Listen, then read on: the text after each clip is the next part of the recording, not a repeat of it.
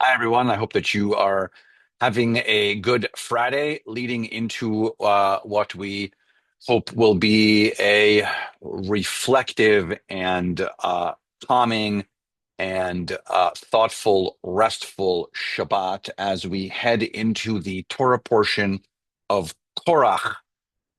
Korach is the name of a person, is actually in the same tribe as Moses and Aaron and Miriam, and it is a complicated Torah portion. In fact, if we want to take a few steps back over the last few weeks, the Torah portions in the book of Numbers, which is what we're in, the fourth book of the Torah, have become quite difficult. The Israelites actually start to move. The book of Leviticus, we spent the whole time learning about the sacrificial system.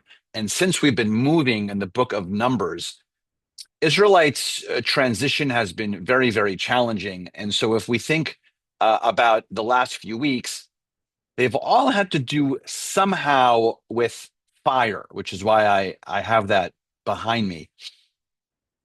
A few weeks ago, we had the Torah project called Bahalotcha, which meant to ascend, and it was about Aaron lighting the lights of the menorah. So there's a fire. Last week we had Shlach Lecha, which was a very difficult Torah portion, also where the spies were sent out and come back with really difficult news to find out they're going to be spending 40 years in the desert. There's fire in there because the end of the Torah portion actually connects to when you can and can't utilize fire on Shabbat.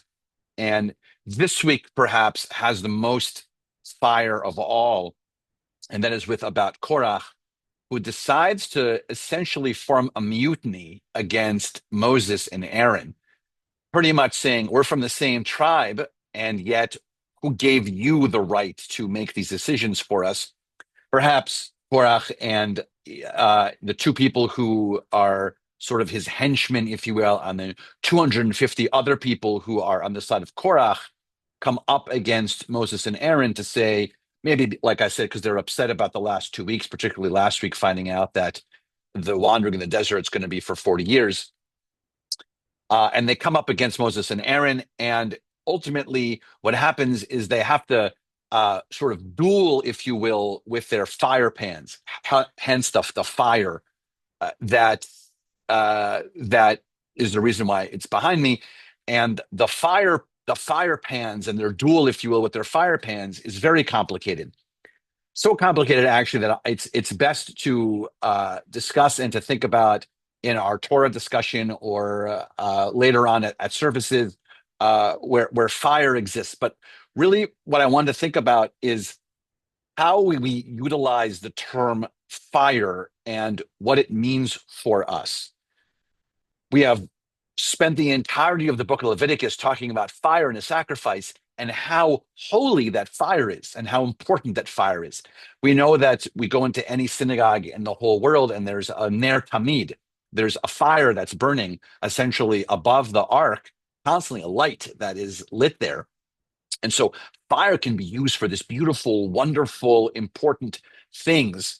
And yet, and so it happens for us, but by the way, 2 weeks ago, we like the lights of the menorah that we learn in Behalotcha. And last week, although it's a difficult Torah portion, we learn about how we use fire properly, not and then properly. And then this week, terrible use of fire in these fire pans. Now, Moses and Aaron used the fire properly.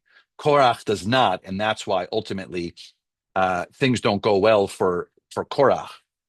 But the other fire I want us to talk about also, clearly, it's been an extremely difficult couple of weeks for the entirety of the Jewish people, and particularly for our brothers and sisters in Israel. And I want to talk to you about the term afsakat esh. Esh is fire, and it's the term cease fire. And so we have been hearing that term thrown around, asking for a ceasefire, looking for a ceasefire. Do we have one with Iran? Where does the U.S. play a role in that? Where is Israel's role in the ceasefire? Is there attempts to have ceasefires with Hamas? What does that really mean? what is a ceasefire? What does it look like? The news is saying the ceasefire is holding. And so also before the ceasefire, there were clearly fires that were happening because rockets were flying back and forth between Iran and Israel.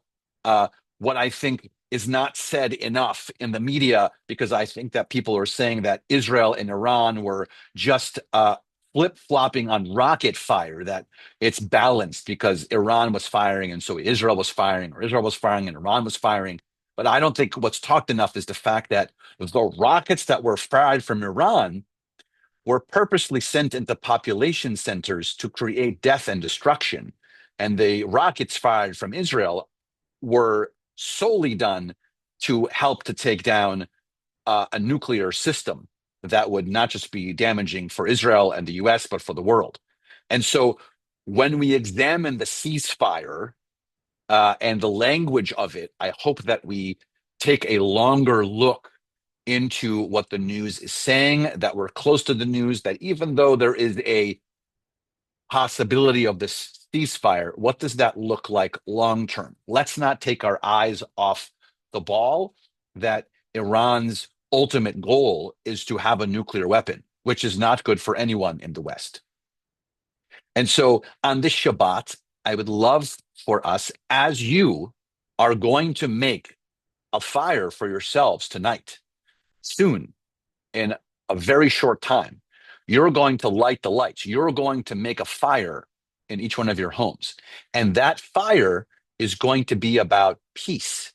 It's going to be about reflection. It's going to be about family, about community, about the presence of Shabbat in your home, about time with your loved ones. That's the fire that we're going to create. And that's the fire that we as a people make. And so that's not a ceasefire. That's a put forth the love and the community into that fire that we light. And so also in that fire, it becomes our job to reflect on the ceasefire and what that looks like. What does that look like for the world? Is that good for Israel? Is that good for the West? This becomes the questions that we have to ask ourselves on what kind of fire are we setting forth? Are we teaching forward a good, peaceful, thoughtful, long-term one that's good for everyone, for the world, for the Jewish people, for our community, for our family?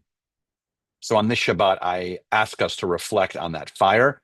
And of course, as you light the lights of Shabbat, I hope that all of you and your homes are filled with the hope and the peace and the love and the rest and the study and the challah and all those important things that we share.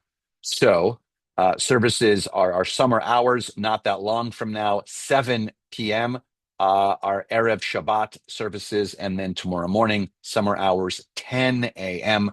We look forward to seeing you. And of course, we look forward to putting as much shalom as we can into our Shabbat.